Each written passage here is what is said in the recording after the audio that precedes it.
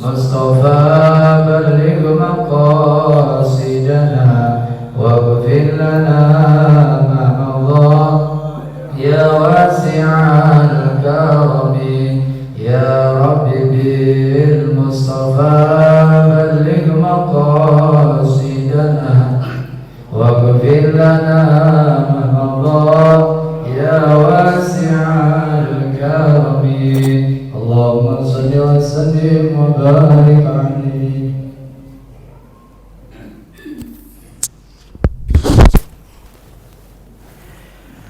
Assalamualaikum warahmatullahi wabarakatuh. Bismillahirrahmanirrahim.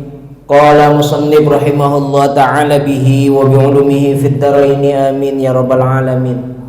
Hadaratal muhtaramun wa zumratal mu'minun rahimahumullah. Bapak Ibu peserta ta'lim rutin malam Senin Masjid apa ya? Al-Hidayah, lupa saya. Belum ngopi nih. Masjid Al-Hidayah ya. Saya kok lupa bisa gitu ya Bu ya. Orang namanya lupa. Tuh kan kalau udah ada kopi mah insyaallah nggak lupa nih. Makasih Pak. Makasih. Alhamdulillah. Para peserta ta'lim rutin Masjid Al-Hidayah yang dirahmati oleh Allah Subhanahu wa taala. Pada kesempatan malam hari ini saya akan menjelaskan sambungan pada bulan yang lalu terkait masalah 24 jam bersama Rasulullah sallallahu alaihi wasallam. Rasulullah sallallahu alaihi wasallam pada bulan yang lalu saya ingat sekali itu. Beliau itu sudah berzikir kepada Allah dengan zikir-zikir yang ditentukan oleh Rasulullah lalu tidur. Ingat ya cara tidurnya, kepalanya Rasulullah SAW menghadap ke arah utara, sedangkan kakinya ke selatan, mukanya ke arah barat, begitu ya, ke arah kiblat, jangan ke arah barat, ke arah kiblat. Jadi kalau di Indonesia berarti kalau selatan ke utara berarti mukanya ke arah kiblat. Kiblat itu berarti barat, begitu ya. Lalu Rasulullah SAW ketika bangun tidur di sepertiga malam pasti bangun tidur. Sepertiga malam itu berarti sekitar setengah 3 lah, jam 3 itu sepertiga malam. Sekarang jam berapa subuh? Jam 4:15. Ya jam 2 lah. Jam 2, setengah 2 itu sepertiga malam akhir. Rasulullah SAW bangun. Ketika bangun dari tidurnya, yang pertama kali dilakukan oleh Rasulullah SAW itu dia tidak langsung mengangkat kepalanya, badannya, kakinya, tangannya dari peraduan, dari tempat tidur. Tapi Rasulullah SAW ketika tidur, bangun, dia duduk dulu di kasur. Sambil membaca 10 ayat terakhir daripada surat Ali Imran. Itu yang dibaca sama Rasulullah. 10 ayat terakhir surat Ali Imran. Ayatnya cari sendiri. Hafal nggak ini Pak? Inna fi khalqis samawati wal ardi wa ikhtilafil laili wan nahari la ayatil liulil albab. Terus alladzina yadhkuruna Allaha qiyaman wa qu'udan wa 'ala junubihim wa yatafakkaruna fi khalqis samawati wal ard.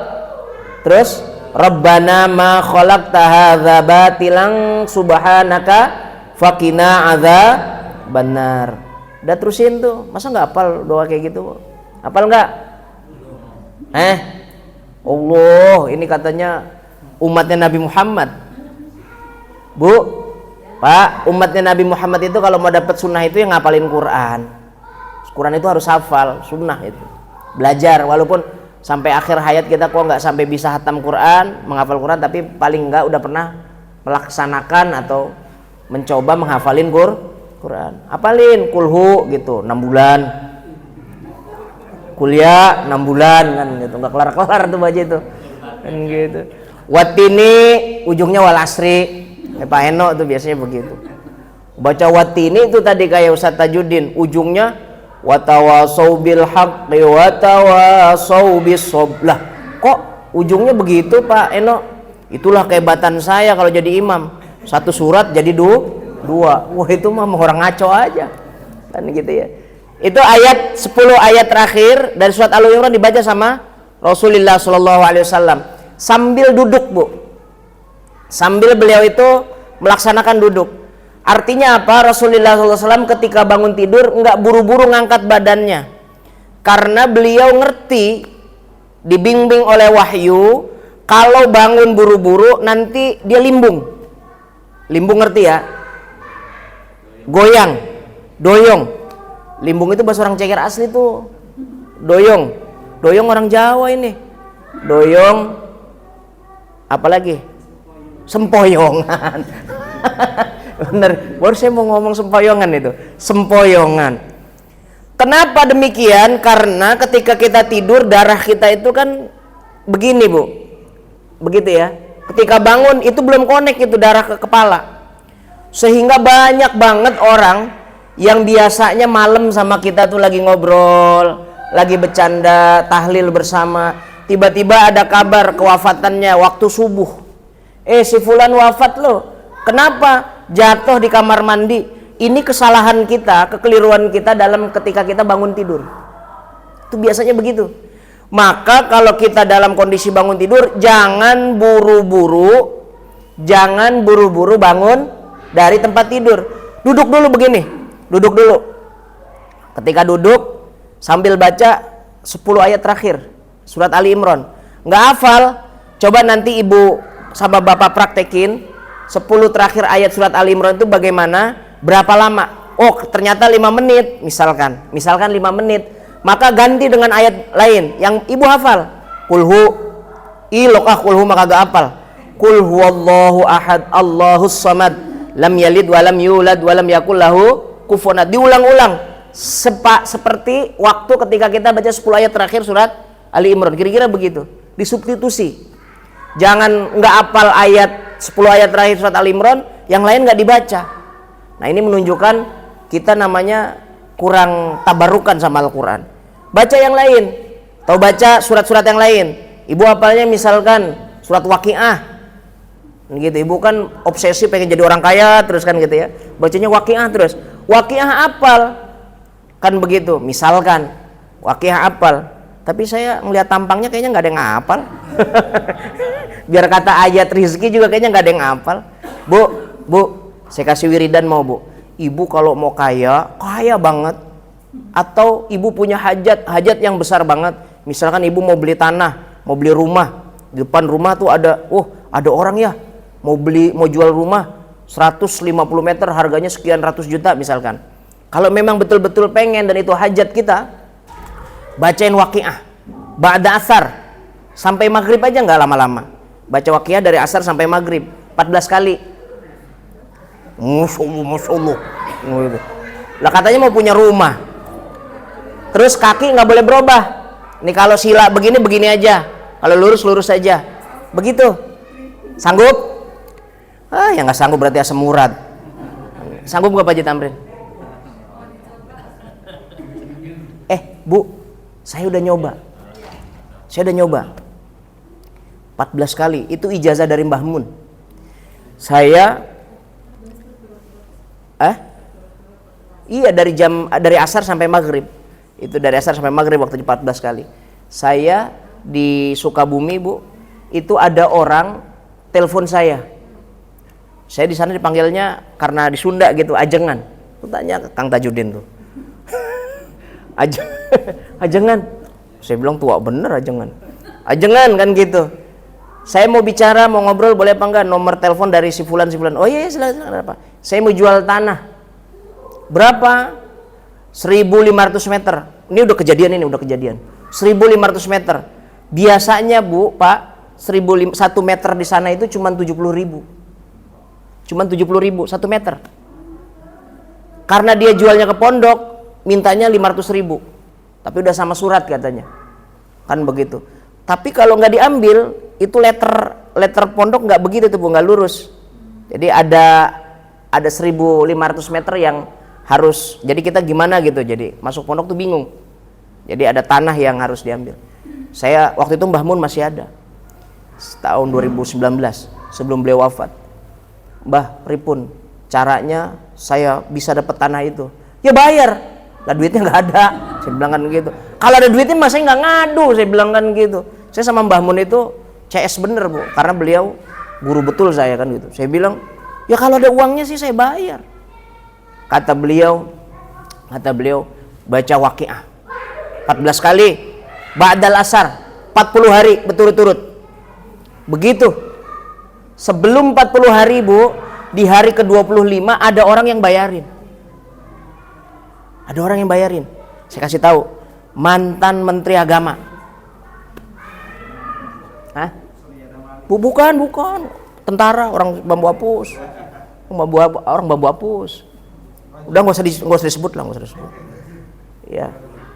Beliau itu anaknya ngaji sama saya. Kata beliau, Ustadz, mau nggak saya pergikan haji dan umroh? Begitu ngomongnya sama saya. Tahun ini, saya bilang, Pak, mohon maaf, saya haji sudah, saya umroh sudah. Boleh nggak diganti? Saya bilang kan gitu. Ganti apa? Uangnya ganti buat beli tanah, saya bilang gitu. Saya lagi bangun pondok. Kata beliau, siap. Dia beli, suratnya langsung dikasih ke saya. Hari ke-25, nggak nunggu 40 hari. Percaya syukur ya, percaya nggak percaya udah. Saya udah ngelakuin tuh 14 kali sehari. Sanggup? Alah, insya Allah kagak. Pak Haji, nek punya cita-cita pengen punya rumah kan gitu ya, yang deket masjid kan gitu. Waqiah 14 kali. Kalau panjenengan bisa, suruh Tajudin, biarin dia yang korban, kamu yang baca. Kan konyol kalau gitu ya kan gitu. Jadi baca nih apa yang bisa kita baca. Tabarok kalau hafal. Bu, orang-orang tua dulu tabarok, Waqiah, Yasin itu makanan, hafalan.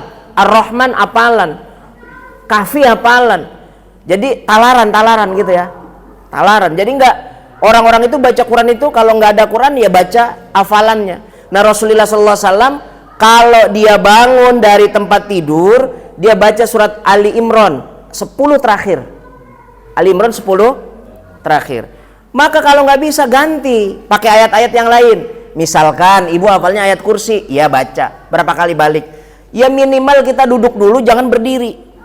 Jangan langsung berdiri sampai darah kita connect masuk ke atas kepala, nyambung dulu udah tuh. Udah nyambung, udah connect, baru beraktivitas. Kadang-kadang kita enggak. Saat bangun tidur langsung maksain. Padahal mohon maaf, di lain waktu kita ini usianya udah nggak lagi muda. Kalau masih 20, 25 tahun, kayak Ustadz Suwandi kan 25. Percaya Bu ya, 25 saya 25. Oh, bangun itu biasa itu. Masih oke lah kan gitu.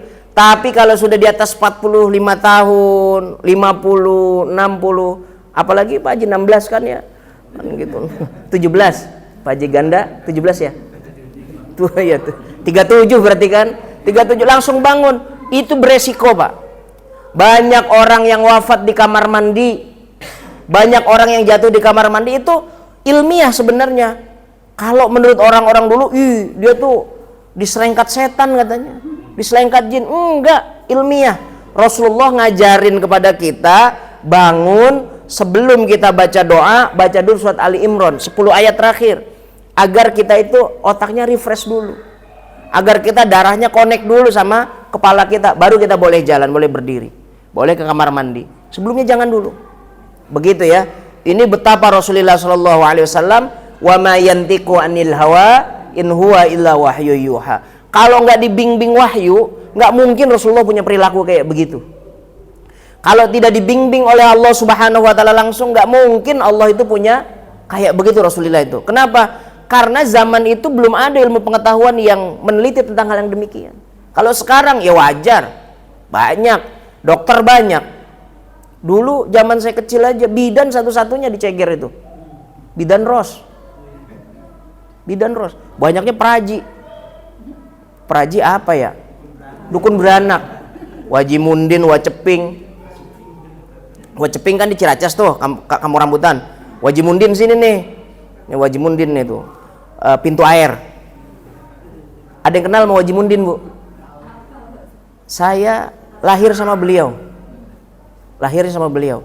Kalau masih hidup orangnya saya bales. Maksudnya saya balas, saya mau berterima kasih gitu. Karena saya ditulung.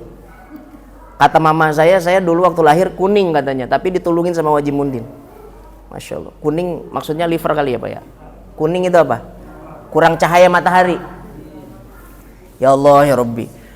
Nah Rasulullah SAW bangun. Setelah bangun baru beraktivitas, baru melaksanakan. Yang pertama kali dilaksanakan oleh Rasulullah setelah beliau bangun, yasukku. Rasulullah itu siwak, bersiwak. Nah Rasulullah pada zamannya itu siwakannya itu pakai kayu arok. Kayu arok itu yang kita lihat kayu siwak yang sekarang tuh, itu bisa membersihkan gigi, bisa membersihkan kotoran-kotoran kan begitu ya. Siwakan Rasulullah. Kalau sekarang nggak kudu siwak Bu, pakai sikat gigi, pasta gigi, ada Pepsodent, Ciptaden, Close Up. Zaman saya Close Up masih ada nggak tuh ya? Close Up, Darlin, pakai. Itu termasuk apa namanya yang dianjurkan oleh Rasulullah, namanya yasuk, bersiwak. Jadi siwakan, kan begitu. Ada apa di siwak itu banyak. Apalagi di usia-usia kita nih yang udah uzur, yang sudah senior, maka siwak itu disunnahkan, amat disunnahkan, asyaddu istihbaban. Sangat disunnahkan oleh Rasulullah SAW di usia-usia tua. Fadilahnya apa? Yang pertama, agar nggak pikun. Jadi kalau ada orang seneng siwakan, apalagi sebelum sholat, nggak pikun. Ini gitu. Kalau kadang kita pikun terus kita mah, lupa terus. Saya aja kayak tadi, saya ninggalin istri Bu, pikun saya. Kan begitu. Bukan di mall, saya habis nganter besanan, saya turun aja sendiri kan gitu. Saya kira saya kagak bawa bini. Pas udah saya keluar udah naik motor kan gitu. Ayah di mana? Astagfirullahaladzim. Saya lupa saya bawa bini. Ya Allah, baru 25 aja udah pikun. Apalagi yang 37 kayak Pak Ji Ganda. Ya, Pak Ji. Kalau Pak Ji Sri masih berapa? 16 ya? 16 kan gitu. Kok kayaknya di sini nggak ada yang tua gitu ya? Heran saya. Pak Haji Tamrin 10 57 kan gitu. Ya Allah ya Rabbi. Pikun. Kenapa jarang siwakan? Siwakannya pakai sikat gigi, padahal disunnahkan oleh Rasulullah SAW ketika kita mau sholat. Mau sholat itu sunnah siwak. Ayo siapa yang ngantongin siwak? Saya aja enggak ya. Yang ngantongin siwak ketinggalan kan gitu. Siwak itu kata Rasulullah, laula an asukko ala ummati la martahu bisiwak. Jika saja saya tidak takut memberatkan kepada umatku, maka saya wajibkan bersiwak. Kata Rasulullah SAW. Maka Rasulullah SAW siwakan kalau mau sholat begitu. Bahkan kalau sholat pakai siwak dengan tidak pakai siwak, keutamaannya berbeda. Yang pakai siwak ketika sholat maka sama seperti kali 10. Kalau 3 rakaat kali 10 berarti 30 rakaat. Kalau kita nggak siwakan, biasa aja. Itu menunjukkan bahwasanya afdoliyahnya orang-orang yang bersiwak. Di samping itu, orang-orang yang bersiwak itu punya keutamaan nanti ketika diambil ruhnya oleh Allah SWT gampang. Maka ibu bapak, jika ada orang yang lagi sakartul maut, biar gampang matinya, biar gampang wafat, itu disiwakin. Saya pernah satu waktu dapat hadis ini, dianggap saya orang sakti Pak. Dianggap orang sakti. Di Sukabumi itu orang-orang banyak yang mistis. Banyak mistisnya Pak. Bahkan saya mulai ngumpulin lahan tanah itu dari mulai tahun 2016 sampai sekarang ada 5 hektaran, sekitar 5 hektar lah, sekitar 5 hektar kan gitu. Itu dari tahun 2016. Banyak orang-orang sana, bahkan tetuanya sana itu tetangga itu ngomong begitu, ajengan itu punya ilmu apa? Begitu ngomongnya sama saya. Loh, maksudnya ilmu bagaimana, Pak? Kok belum meninggal sampai hari ini? Kata. saya ngomongin begitu Kang Tajudin, ngeper juga saya. Baru tahu saya itu kemarin 2024 ada omongan kayak begitu. Ajengan punya ilmu apa? Kok belum wafat sampai hari ini? Emang kenapa? Di sini Pak, puncaknya mistis katanya. Kalau ada orang bangun madrasah, bangun musola, makanya nggak ada masjid. Bangun madrasah, bangun sekolah, pasti wafat, disantet, ditenung katanya. Kok ajengan nggak wafat kan gitu? Hebat sekali. Saya mau belajar katanya. Begitu ngomongnya. Dalam hati saya, gue ilmu apaan? Kan begitu. Kadang-kadang baca Quran aja diingetin sama bini. Sholat tahajud dibangunin sama bini. Kan begitu saya. Ya Allah ya Rabbi, saya bilang kenapa sih? Wow ini mistis kan begitu. Sampai satu waktu Pak, Bu, ini cerita beneran. Saya itu kalau kemana-mana bawa siwak, kan gitu. Kalau ini aja nih, kalau ngaji nggak bawa siwak. Kalau main jalan jauh itu pasti bawa siwak saya. Waktu lagi sakaratul maut, tetua adat di sana di Sukabumi itu tetuanya, kalau kata kita mah karuhunnya lah begitu ya. Mau wafat lagi sakaratul maut Pak. Itu udah ngap-ngapan, disiram pakai air, hidup lagi, jag-jag lagi. Jag-jag itu apa? Seger lagi, gagah lagi. Tapi air surut, lemes lagi, sakaratul maut lagi. Katanya satu waktu anaknya minta tolong sama saya. Pak Ustadz, jangan tolongin dah, bapak kayaknya udah gak kuat itu, usianya udah tua, 90-an. Kayaknya dia banyak ilmunya. Ilmu apa? Nggak tahu, ada Haji Rangka Gunung katanya. Ada Haji Pancasona. Pokoknya haji-hajian yang begitu-begituan lah katanya begitu. Akhirnya saya datengin, emang saya lihat emang udah sakaratul maut itu Pak. Kelihatan. Orang yang sakaratul maut sama yang belum itu kelihatan. Maka saya pulang dulu ke rumah ya. Iya. Saya ambil kayu siwak, saya saya potengin kan gitu, potongin sedikit. Tolong bukain mulutnya. Saya siwakin. 3 kali balik, saya pulang udah wafat. Itu orang cium tangan semua sama saya Pak. Saya kasih tahu tuh. Kata, Masya Allah ajengan ilmunya tinggi. Tinggi berapa lu? Kasih bilang kan gitu. Hadis. Afdoliyahnya, keutamaannya orang siwak itu memudahkan keluarnya ruh. Jadi kalau ada orang susah dalam rangka sakaratul maut, siwakin, gampang nanti keluarnya. Ini Rasulullah yang ngomong. Ini ilmu ilmiah, ilmu agama kita. Makanya Rasulullah SAW senantiasa bersiwak. Lalu Rasulullah SAW baru berwudu. Nah, habis siwak baru berwudu. Wudunya isbagh. Rasulullah ini paling cinta, paling demen. Ketika ditanya, ya Rasulullah ma hubbikum, apa yang menjadi kesenangan kamu? Al-wudu'u bil isbagh. Wudu dengan sempurna. Wassalatul lail wan nasu niyam. Lalu saya melaksanakan sholat malam sedangkan manusia lagi tidur. Isbaghul wudu. Pak, Bu, kalau di daerah Arab, wabil khusus bulannya dari mulai Agustus sampai Desember itu bisa minus 10 malamnya, dinginnya. Bisa minus 10. Dingin sekali. Maka pertama-tama saya tinggal di sana itu, Bu. Itu kalau siang panasnya pol-polan, kalau malam dinginnya pol-polan. Maka saya tiap saat mimisan, Bang. Adaptasi. Kata orang-orang situ, biasa mimisan mah kan gitu. Di sono ada yang lewat katanya. Bikin takut kita kan gitu. Jadi kedinginan hipotermia tuh, iya tuh, si Mia di bawah tuh hipotermia kan gitu. Ya itu penyakit apa itu? Kedinginan akut namanya. Masya Allah luar biasa. Nah Rasulullah SAW itu hobinya wudu isbagh, sempurna.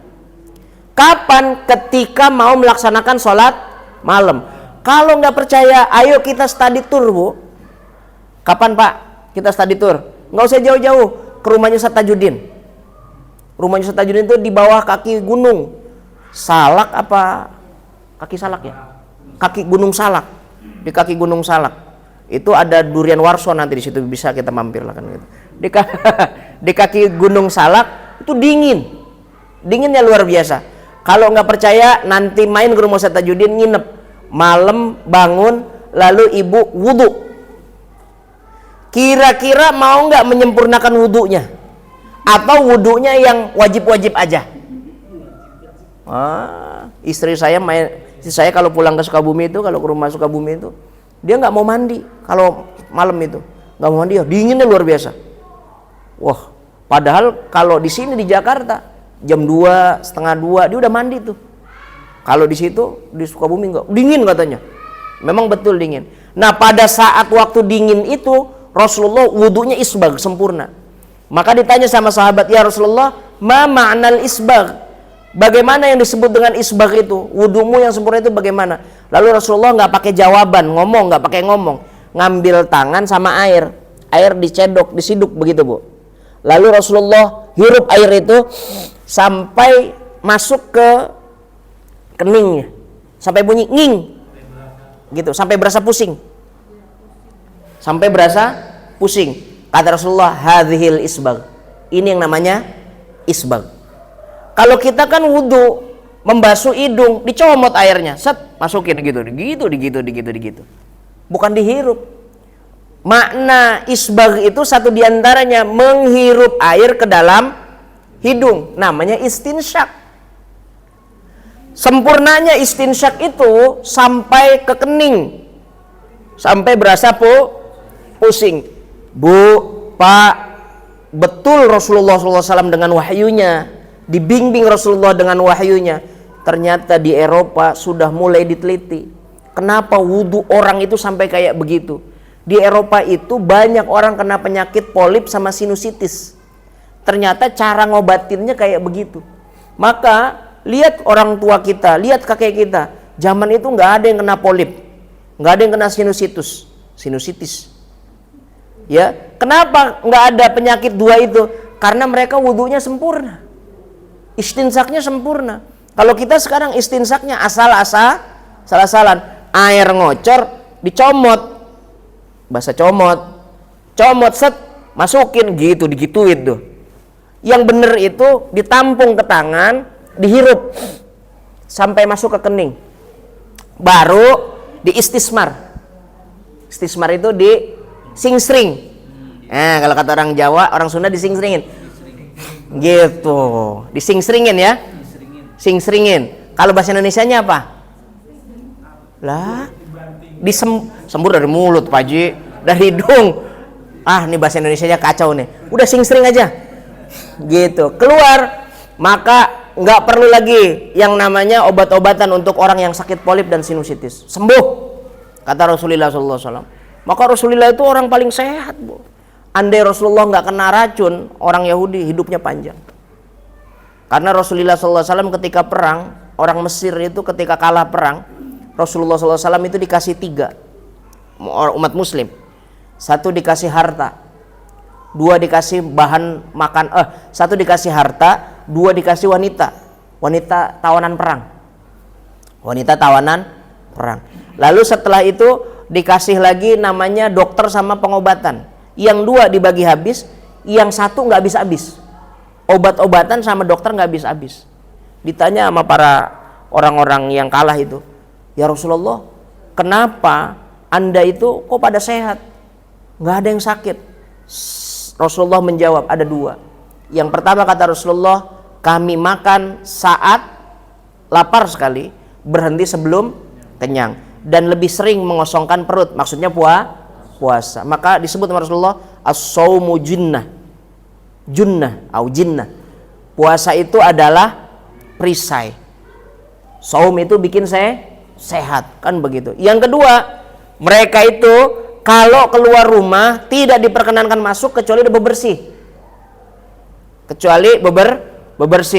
Tangan, kaki, muka sebelum masuk rumah udah bersih dulu. Caranya bagaimana? Di depan rumah ada padasan. Padasan tahu ya? Ada padasan, ada teko untuk berwudu dan lain sebagainya. Maka masuk rumah udah rapi, udah bagus. Itu orang Islam. Jadi kayak corona kemarin, disuruh cuci tangan aja, makan maka agak. Cuci tangan lagi, sampai tipis tangan saya. Cuci tangan lagi kan gitu. Nggak kudu orang Islam mah, nggak kudu diajarin. Sehari 5 kali. Zuhur, asar, maghrib, isya, subuh. Belum lagi kalau kita mau sholat sunnah, duha, tahajud, wudu kan. Apalagi kalau kita lagi jinabat, mandi, bersih orang Islam mah. Kan begitu. Coba si Acong. Iya. Mohon maaf disunat aja kagak. Ya toh? Mohon maaf ya, banyak yang nggak disunat. Saya kan waktu ada orang masuk Islam, ngomong sama saya, Pak Ustadz saya tolong dibimbing masuk Islam. Dari Cina tuh Pak. Dari Cina. Ya ada apa? Bisa insya Allah kan itu. Saya mau masuk Islam, tapi kalau punya satu syarat. Syaratnya apa? Jangan disunat Pak Ustadz. Emang lu belum disunat? Belum. Kita orang Cina jarang yang disunat katanya begitu. Tuh orang di luar Islam. Islam mah bersih. Nggak ada kotor-kotornya. Maka kalau ada Islam yang kumuh, jelek, kotor, bukan Islamnya yang jelek. Orangnya. Al-Islamu ya'lu wa la yu'la alaih. Islam itu tinggi, nggak ada lagi ajaran yang lebih tinggi di ajaran agama Islam. Paling tinggi itu Islam. Cuman al-Islam mahjubun bil muslimin. Islam itu kadang-kadang kendor, mundur karena orang Islamnya menganutnya kayak kita. Kan gitu, kurang disiplin. Bebersihnya kurang dan lain sebagainya kan begitu. Karena Rasulullah SAW itu menganjurkan isbaghul wudu. Kurang apa ini berarti menunjukkan yang pertama Rasulullah yasuk bersiwak, yang kedua Rasulullah SAW berwudu dengan isbagh, sempurna wudunya di waktu dingin. Coba nanti malam ibu lakukan kan begitu. Maka bagaimana kira-kira kalau malam itu tahajud wudunya itu isbagh, pas nih udara Jakarta lagi dingin-dinginnya kan. Kemarin saya lagi dingin-dinginnya tuh lagi itu diminta sama istri saya, ya tolong barengan tahajud. Ya, wudu itu Pak, sekenanya. Yang wajib-wajib aja. Muka, tangan, rambut, kaki, udah. Kenapa? Dinginnya luar biasa. Padahal itulah ujian bagi orang-orang Islam. Kalau isbagh itu sangat luar biasa. Baik. Selanjutnya, setelah itu Rasulullah Shallallahu Alaihi Wasallam sholat tahajud. Kenapa? Karena ada ayat wa minal laili fatahajjad bihi nafilatan lak. Dari sebagian malam itu hendaknya dijadikan nafilatan lak, ibadah tambahan, namanya tahajud. Tahajud itu nama daripada qiyamul lail. Jadi kalau kita bangun malam, qiyamul lail namanya. Diisi dengan apa? Boleh tahajud, boleh diisi sama sholat witir, boleh baca Quran. Main gaple? Ya jangan, kalau main gaple jangan. Tahajud, sholat witir, atau ibu belum sholat isya, kebiasaan. Mau sholatnya pada isya aja nih, pada tidur aja, sembari tahajud, bagus. Sholat malamnya, sholat isyanya disebut qiyamul lail. Maka tahajud atau qiyamul lail itu sebenarnya judul besar. Ngisinya macam-macam cara ngisinya. Ada yang ngisinya dengan baca Quran, ada yang baca sholawat, ada yang zikir, ada yang sholat sunnah diperbanyak, kan begitu ya. Namanya qiyamul lail. Nah Rasulullah SAW bangun di sepertiga malam melaksanakan sholat tahajud. Karena ada ayat wa minal laili fatahajjad bihi nafilatan lak. Ini berdasarkan ahli tafsir bahwasanya ayat ini turun kepada Nabi dan Rasul, wabil khusus Nabi Muhammad, maka hukumnya wajib bagi Nabi. Maka saya tidak pernah mendengarkan atau mendapatkan riwayat Nabi itu tinggal tahajud, nggak pernah. Pasti tahajud. Hatta sampai-sampai beliau kecapean saat perang saja masih tahajud. Tahajudnya Rasulullah nanti saya jelaskan. Jadi yang jelas Rasulullah itu nggak pernah tinggal tahajud. Tapi kalau sholat duha bolong-bolong Rasulullah.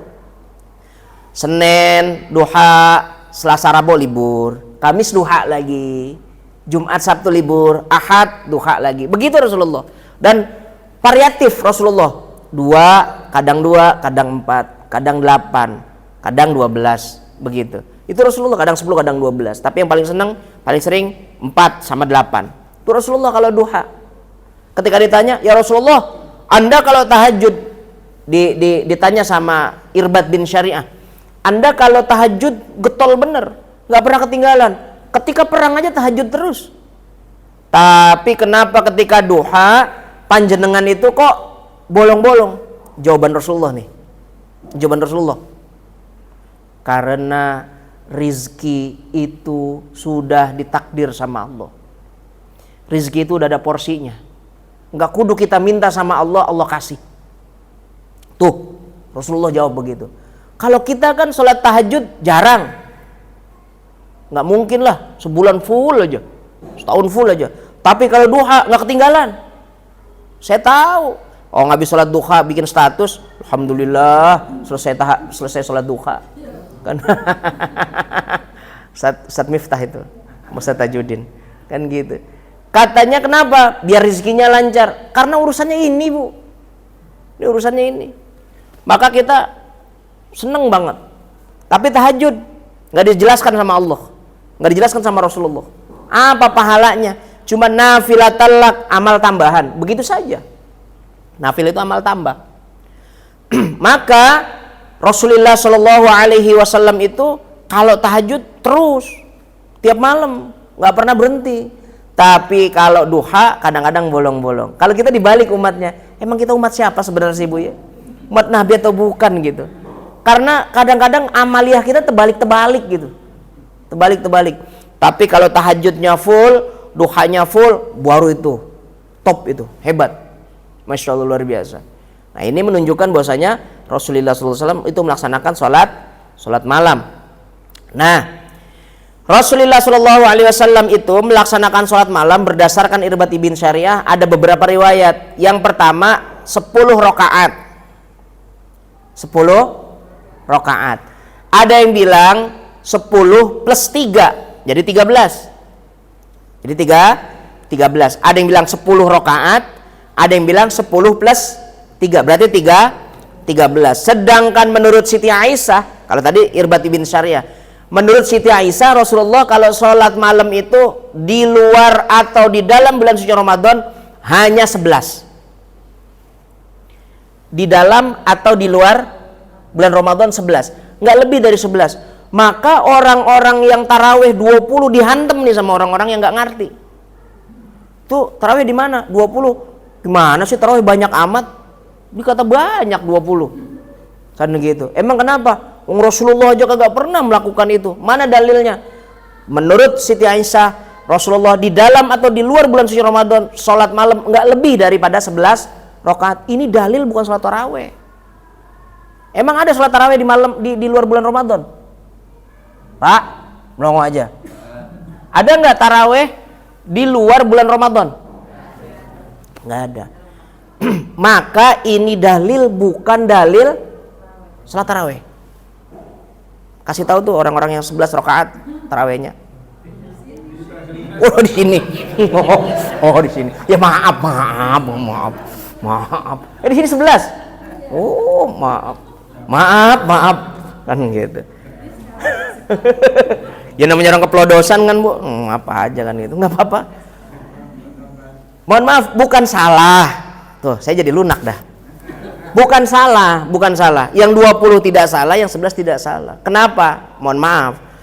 Rasulullah Shallallahu Alaihi Wasallam itu kalau taraweh, menurut beberapa sahabat Abu Bakar, Umar, Utsman, Ali itu 20 rakaat. Bahkan Madinah pada masa Imam Malik 36 rakaat. Kenapa ditanya Imam Malik, ya Imam Malik, kenapa kok 36 rakaat? Kita ini kalah pahala sama orang Arab, sama orang Mekah. Maka tambahin rakaatnya 36. Yang mau saya kasih tahu nih, Bu, kira-kira 36 kalau ditaruh di sini bagaimana? Jangan ngundang saya. Suruh jadi imam, saya kagak mau. 36, 20 aja udah ngos-ngosan saya. Ini gitu. Ibu kan 36. Berani. Kata Pak Jitami, saya pulang duluan, Pak Ustaz. Gitu. Pak Ganda, saya absen dah kan gitu. Udah mulai absen. Pak Yusri, aduh, saya lagi orang enak badan ini encok. Semua nanti tinggal Ustaz Tajuddin aja tuh. Ya Allah, ya Rabbi. 36 Imam Malik. Iya, gimana? Sama selesainya karena ada ceramahnya ya. Iya. Mohon maaf nih. Salatnya Rasulullah 20 20 rakaat. Abu Bakar, Umar, Utsman, Ali 20 rakaat.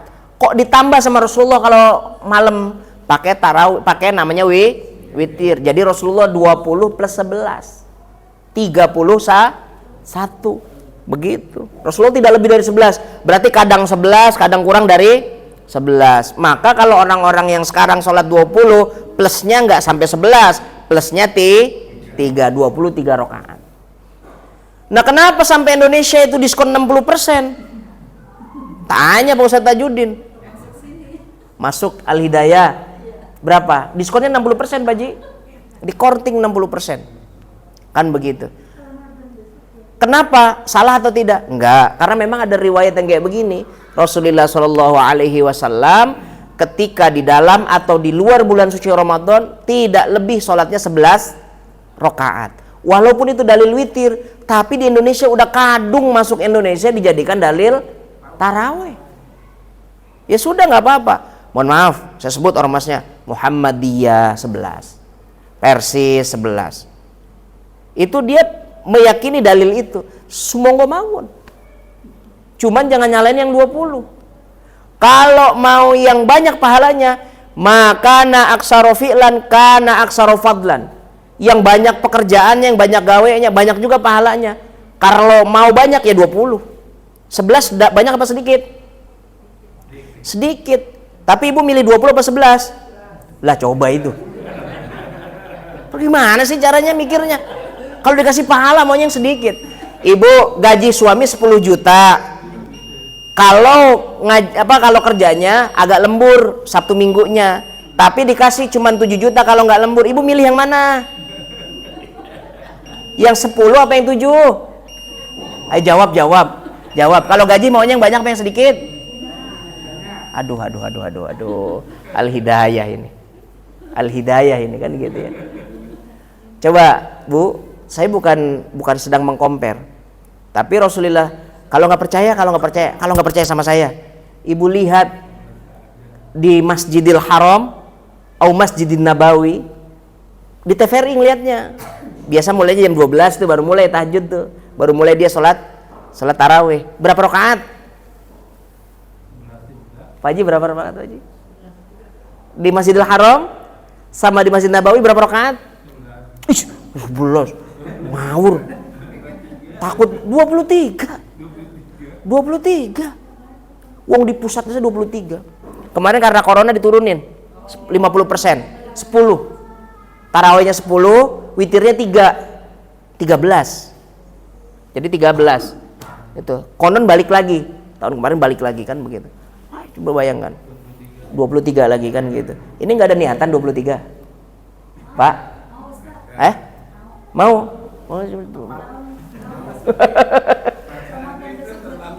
Ya jangan dicepetin. Undang saya nanti saya 1 juz. Ayo, gimana? Ya Allah, ya Rabbi kan gitu. Enak Bu. Jadi kalau ibadah itu maka aksaru filan, kana aksaru fadlan. Tapi mohon maaf, kalau sudah 11 aja jalan. Sudah, enggak usah dirubah-rubah. Kecuali emang niatnya sudah benar. Bapak-bapak, ibu-ibu, imannya sudah mantap. Mantap Pak Ustadz. Kan begitu. 20 rakaat, hari ke-30 hatam Quran. Al-Hidayah begini. Tapi kalau ngelihat jamaahnya pas Suganda, Pak Haji Tamrin, kayaknya jauh dari harapan ini kalau kayak gitu ya. Ya 20 Al-Hakumut ya sampai Anas, biasanya kan begitu kan gitu. Ya Allah. Di Atin itu 20 kan gitu ya. Saya pernah di Kopti, namanya Baitul Arqam, Baitur Rahman. Itu masjid Kopti, Koperasi Tahu dan Tempe, kan dekat rumah mertua saya, dijadwal di sana. Pak Ustadz bisa nggak ngimamin? Bisa 20 rakaat ya? Siap. Hobi saya rakaat pertama baca Al-Hakumut sama Kulhu langsung dipegang. Pak Ustadz di sini 1 juz. Masya Allah, saya bilang bener ini. Iya. Ya sudah, saya ikutan kan gitu. Juz berapa? Juz sekian. Kebetulan pas lagi hafal tuh Bu. Juznya juz hafal. Kalau yang nggak hafal mah saya mundur. Saya belakang aja jadi makmum aja kan gitu. Itu mulai jam 7:30, selesai 9:30 kan gitu. Ustaz Tajudin kuat, Ustaz Miftah kuat, Pak Dayat ya kuat. Haji Tamrin insya Allah absen kan gitu. Dulu sekarang kan udah luar biasa. Yang jelas kalau sholat malam Rasulullah SAW itu punya 3 versi. 10 plus 3 atau 13 atau 11 rakaat.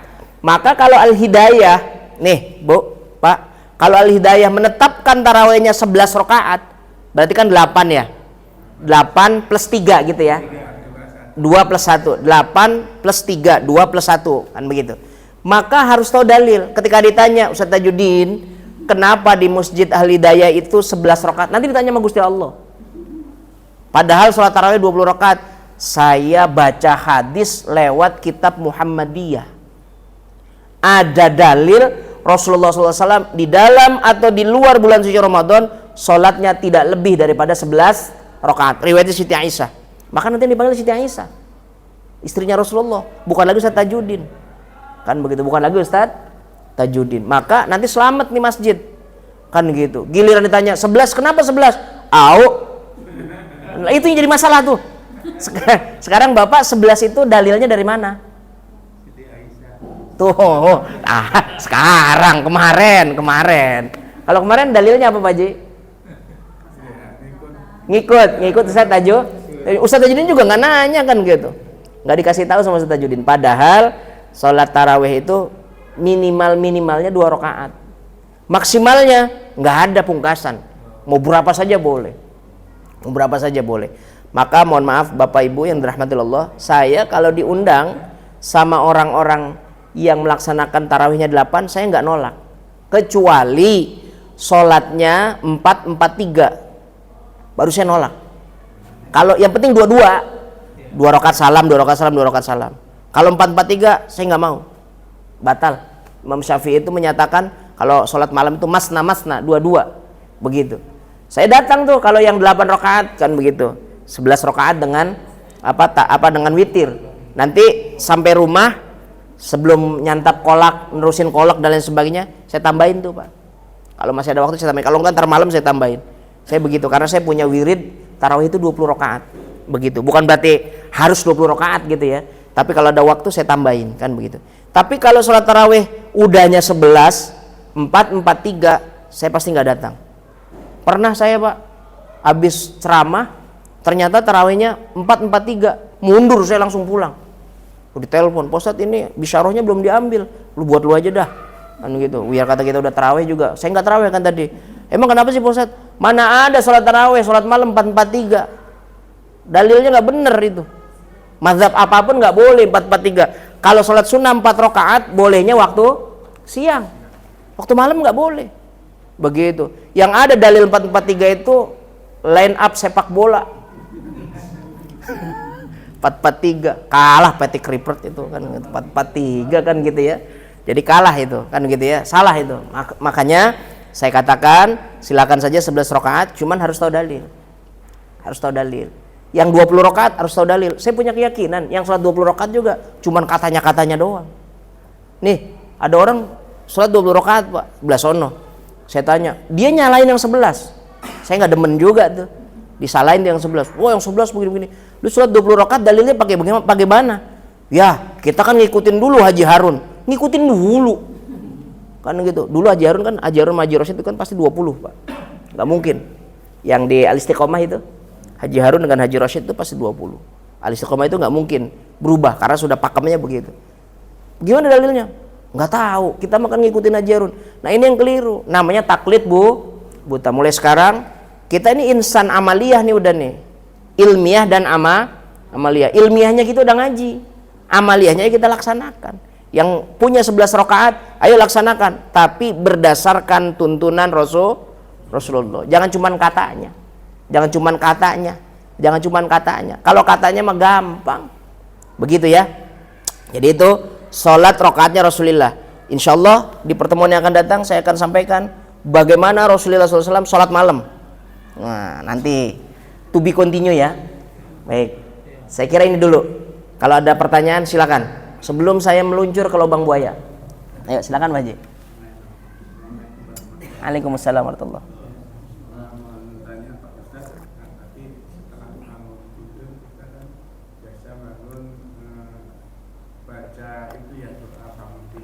Ya.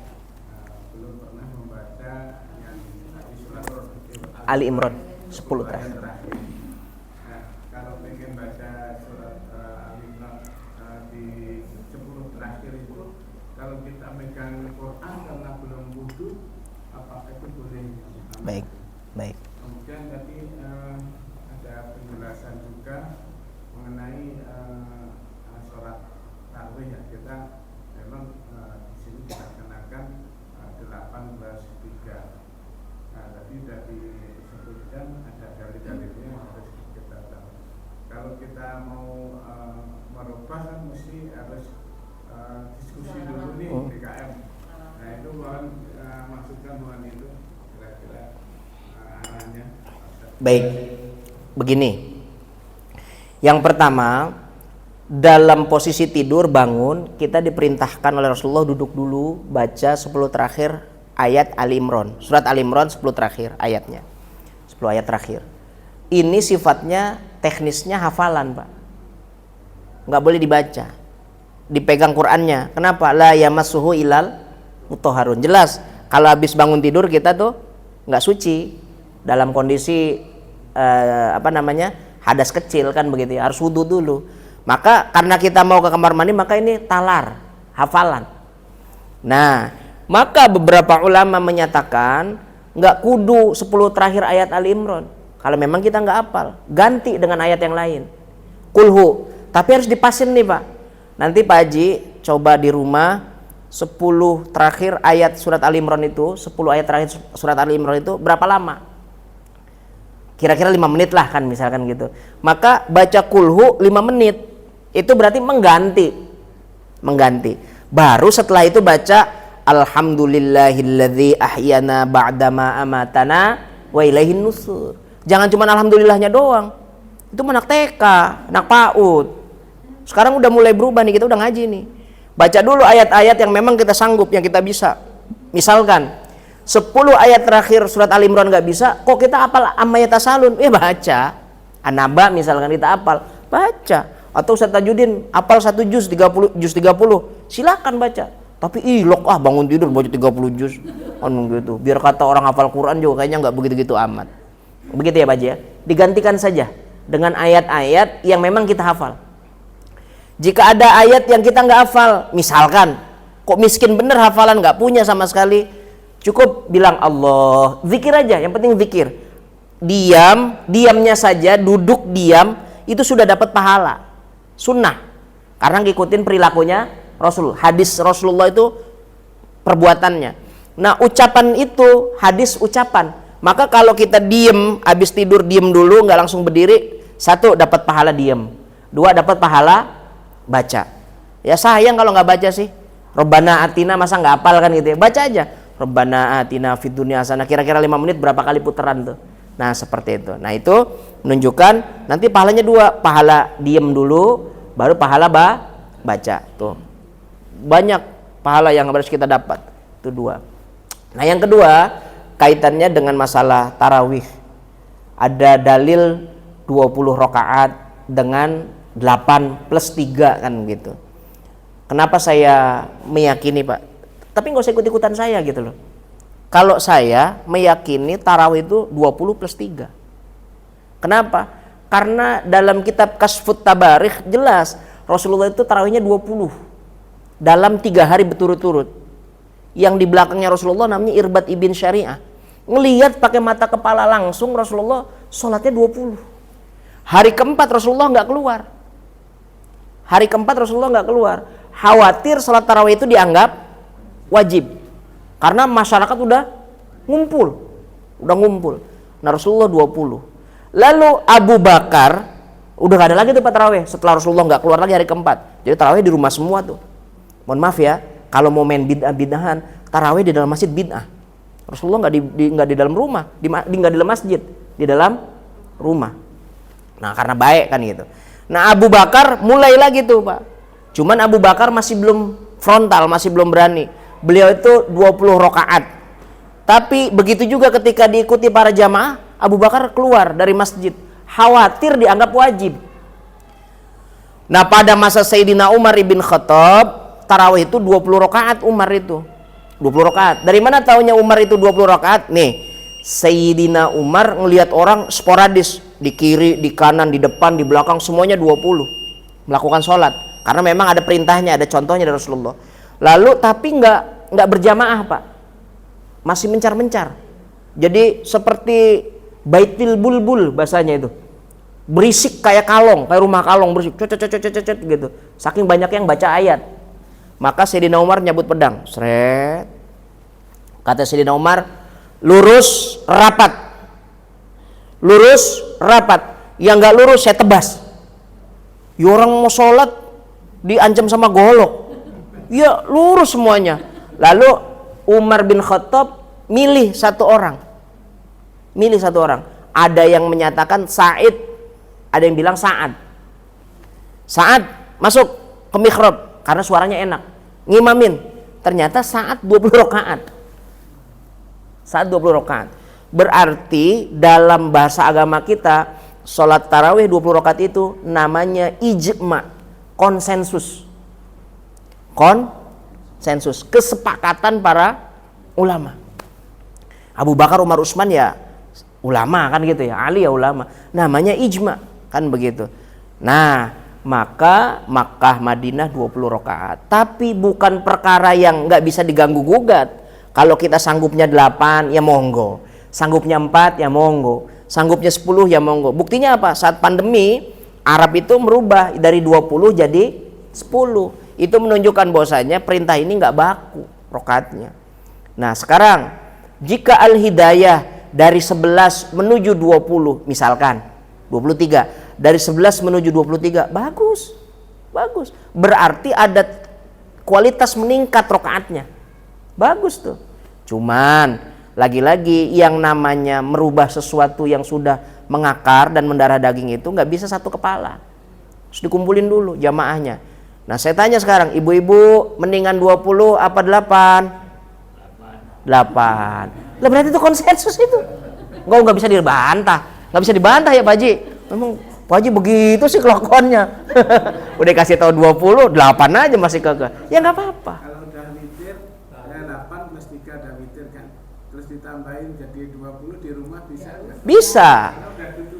Begini Pak, yang disebut dengan tutuplah akhir sholat kamu itu dengan witir, itu bukan berarti kita nggak boleh sholat lagi. Witirnya yang nggak boleh, bukan sholat yang lain. Maka nih, misalkan ibu melaksanakan, ini ada orang yang, ini mah dalil orang males nih Bu, orang ceger belah sono. Saya kasih tahu nih, ada orang ngomong begini, Pak Ustadz, saya mah semenjak Ramadan nggak pernah tahajud. Biasanya saya tahajud. Lah kok bisa begitu Pak? Iya, orang saya udah sholat witir. Kan kata Rasulullah kalau udah sholat witir kagak usah sholat lagi. Ini namanya orang PA Pak, orang koslet itu otaknya. Kenapa saya katakan koslet? Yang benar itu begini, yang namanya sholat witir itu kalau udah dikerjakan nggak boleh sholat witir lagi. Misalkan kita 3 nih, nggak boleh witir lagi, nggak boleh ada 2 witir. Nah kalau nanti malam kok kita mau tahajud, silakan tahajud, tapi jangan witir. Begitu, beda tuh cara berpikirnya. Nah makanya saya kalau misalkan ngimamin di tempat yang 11 rakaat tuh pakai witir tuh Pak, pakai witir. Nanti malam kalau saya mau nerusin biar rakaat saya jadi 20 kan kurang tuh, kurang 12, maka nanti nggak pakai witir lagi, begitu. Itu nggak ada masalah. Jadi ini semuanya berdasarkan dalil. Yang 8 ada dalilnya, yang 20 ada dalilnya. Nah sekarang kalau mau dirubah dari 8 ke 20 itu harus sama persepsi, sama pendapatnya dulu. Jangan sampai kita maunya 20 enak-enak aja kan gitu, yang lain pada minggir. Kan mohon maaf ya, ini kan kita senior semua ini Pak, kan gitu. Maka pertimbangkan kan gitu ya. Kalau saya lebih meyakinkan kepada Bapak, dua-duanya ada dalil. Dua-duanya ada cuman jangan sampai ngomong bid'ah-bid'ahan gitu Pak. Wah, yang 20 bid'ah, yang 8 bid'ah. Yang 8 itu berasa sok paling bener gitu, yang 11. Padahal zaman Rasulullah mana ada tarawih pakai ceramah. Bid'ah itu. Gitu. Makanya udah ibadah aja, jangan ngucap yang kagak-kagak. Iya, begitu ya. Baik, saya kira begitu. Dah, saya harus ke lubang buaya. Ya Bu ya Bapak, kan gitu ya. Ini mudah-mudahan jadi bahan ilmu buat kita, dalil-dalil buat kita, kan gitu. Tapi nanti kalau yang jadi usulan Pak Haji, saya mah setuju. Nggak tahu kalau Pak Haji Tamrin.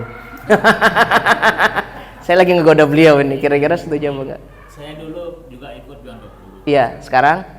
Sekarang 8. Makin turun ya? Ya nggak apa-apa kan gitu. Iya. Mau ikut program 20 silakan, tapi kalau seandainya Ada yang pulang? yang Nggak ada masalah. Kalau saya udah Al-Hidayah 8 saja. 8 saja karena sudah biasa. Cuman pola suratnya diganti. Jangan orang lain jam 8.15 baru selesai, kita setengah 8 baru kelar, udah cepetan gitu ya. Ya cari surat yang agak panjangan dikit, jangan baca kuliah kulhu kan begitu. Ustaz Tajudin hafal Quran ini Bu, beliau harus banyak bacanya kan gitu, lebih enak jadinya. Kayak Al-Falah tuh, enak tuh Pak, 11 rakaat, 11 Al-Falah itu. Tapi pulangnya setengah 10, enak ya? Enak nggak? Ini sebenarnya 8 itu pengennya yang panjang atau yang cepat? Karena pengen cepat atau pengen panjang? Oh pengen cepat. Ya sudah Al-Hidayah saja kalau begitu, nggak usah Al-Falah. Ya. Baik, hadanallahu wa iyyakum ajma'in. Wallahul muwaffiq ila aqwamit thoriq. Assalamualaikum warahmatullahi wabarakatuh.